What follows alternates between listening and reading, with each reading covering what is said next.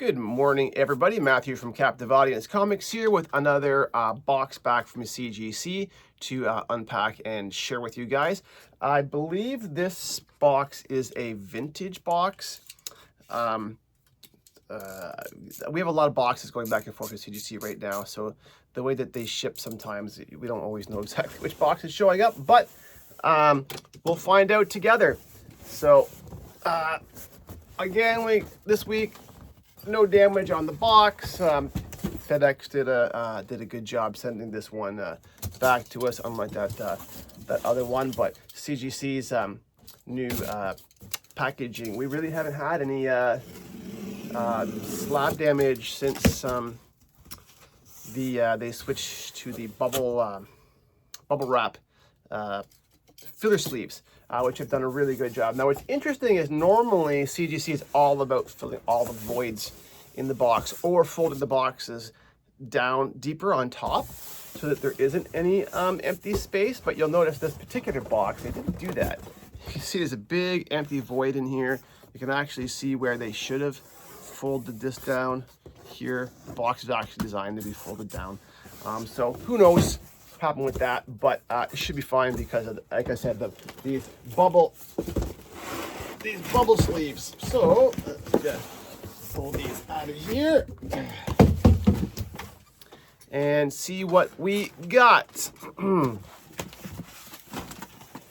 I believe these are mostly from the same customer. So if you see this video before we contact you, we'll be reaching out and arranging pickup or shipping of your books once we take a look and make sure that everything is a-okay. So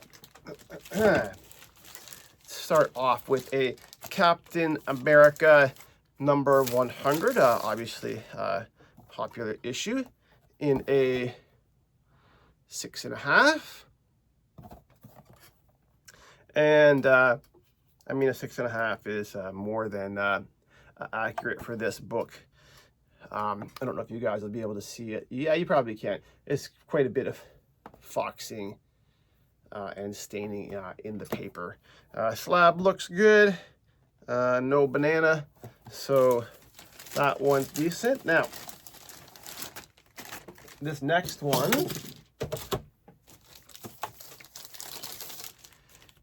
Amazing Spider-Man number 5 in a 0.5. Now this one, I believe, yes. So this one's missing page 7. So obviously it says noted on top here, missing page 7. Page 7 is an add page, okay? Doesn't affect the story, which means you can still get a blue label. If you're missing a page that affects story, you're going to get a qualified label. Now this is a case where the book in its condition, while it's still a lower grade copy, would grade higher if that page was here. So we sent a note along with the package, and I called CGC and I asked them to do a blue label, a 0.5 blue label on this one instead of a qualified green label, and they were nice enough to do that for us. They passed that note along to the grading team. And again, slab looks good, and no banana-ing in the slab. The banana effect, it's sort of hit and miss. And like we had a couple in the last one that we did that were bananaed, but it was only a couple of books in the bunch, so I'm not exactly sure if they haven't quite figured that out yet. Flash Comics number 50 from 1944. This is you don't see a lot of these books even fully intact. It's a 2.0. Fully accurate grade for this book. It's got some heavy tanning, foxing, staining. It's got some pretty heavy creasing across the front, all through here and up in here and down here. But the colors are still really, really nice on this book, and it's really going to present well if the customer decides to display this one. Again, case looks good, and no banana effect.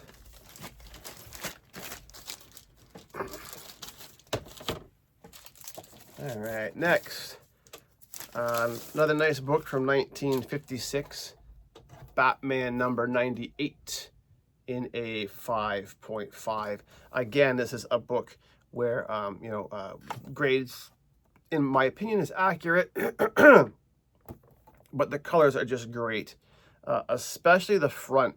This particular book, in my opinion, the front presents better than the back because the colors have really, really held up well in this book. That's a nice copy. Hold on, I accidentally threw my slab bag away.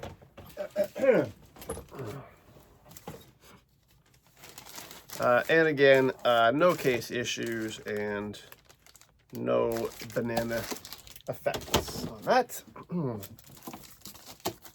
Next, a book I've done a few copies of, Action Comics number 241, sort of the iconic, giant key Superman. It's called Fort Superman with the giant key. It would take 100 men to lift this super key, yet someone has managed to use it. Who could it be? Before they started calling it his Fortress of Solitude. And it was a giant, metal, just a giant metal door. 5.5 again for this book, I would say is accurate. And the slab looks good, and I don't see any banana effect on this one either.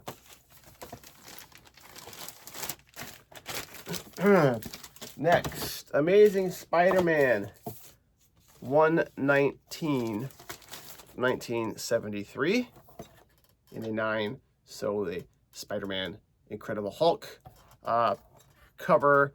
This book is actually, I think this book might have come back graded a little higher than we thought. Based on some of the color breaks on the spine, we probably put this at an 8 to an 8.5. So that's a nice increase for the customer on that one. Again, slab is in good condition. Book looks good.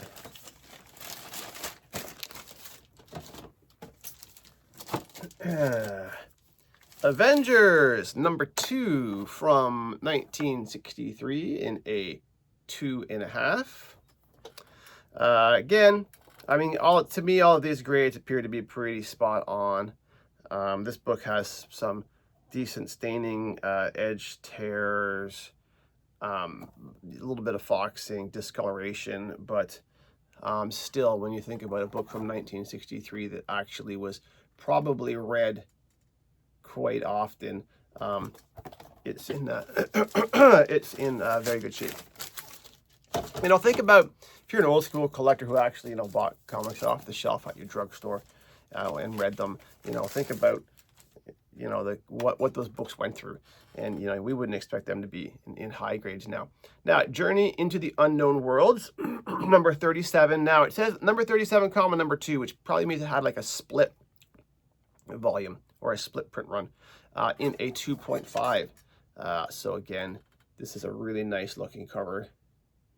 Great, the great classic style cover from the time. These dynamic, sequences with the bright colors. Again, a lot of staining, discoloration and stuff on the back and cover wear, little pieces missing out of the corners and stuff like that. So that is a nice. It's funny, under notes it says Hitler appearance. So maybe this is one of those like Hitler's in space ones, because there was a few of those where it talked about Hitler having a secret base on the moon. Silver Surfer number 1 from 1968 in a 1.5. Now this book is a 1.5 because of this big chunk missing out of the corner. Obviously, this book would have graded higher if the rear cover was complete, but still. Oh, and I think also they hit it with. I'm not sure if you guys will be able to see it, but you can see right about here is like a flap of paper from the spine here, right there. Well, that piece of paper is missing from the spine from here to here. Okay, so they consider that on a square bound book. They consider that a spine split. So if that paper is missing, even if it's glued together, they consider that a spine split. So you got a pretty big spine split and a piece missing. So 1.5 is probably a decent grade for that. And then a Silver Surfer number 3, first appearance of Mephisto, in a 1.8. And if I recall, did I look at the notes on this one? It has a very heavy, like, very heavy. It's hard to see what this kind of cover wear, all this creasing and lines and color rub. You know, same thing up on the top here, like kind of all over it. And also it has, we weren't able to remove this particular tape. We would have just damaged the book, but it has tape from like here all the way down and wrapped right around it. You can see it here. So probably like the other book, the spot paper was separating. Sometimes we tried using heat to soften this up, but some of those old tape, some old tape gets dry and it just basically flakes off, but some old tape gets gummier over time, and that's this kind of tape. And it was going to tear, it was going to take the paper underneath with it, and you'd be left with a giant ripped basically cover along there. So based on the rest of the condition of the book, we opted to keep it as is. So that's it for this one, guys. Quick submission.